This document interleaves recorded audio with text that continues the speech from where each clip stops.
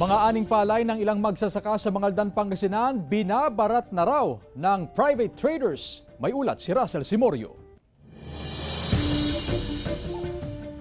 Sinamantala ng ilang magsasaka sa Barangay Lanas, Mangaldan, Pangasinan ang magbilad ng mga aning palay sa pagbuti ng lagay ng panahon. 35 kaban ng palay ang naani ni Darwin sa halos 1 ektaryang taniman. Mababa ito kumpara sa 50 kaban na dati niyang produksyon tuwing anihan.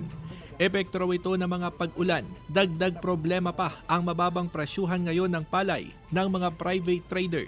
Matas din yung bigas, pababa yung palay, ay yung mahirap. Nawawa kaming magtanim ng palay. Sa pagbaba ng presyo ng palay, hindi raw muna ibebenta ng ilang magsasaka sa bayan ang kanilang ani. Malaki raw ang farm inputs, kaya kailangan nilang maghanap ng buyer na hindi sila babaratin. Lugi, stakan na yan, ialagad presyon dyan, mable, para makabawi to. Ayon sa Samahang Industriya ng Agrikultura, bumagsak sa 23 hanggang 25 pesos ang buying price ng tuyong palay.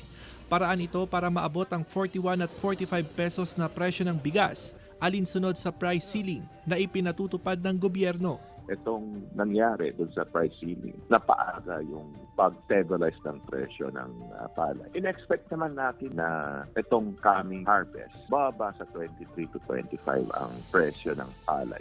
Samantala, tiniyak ng sinag na sapat ang supply ng bigas ngayong Berman.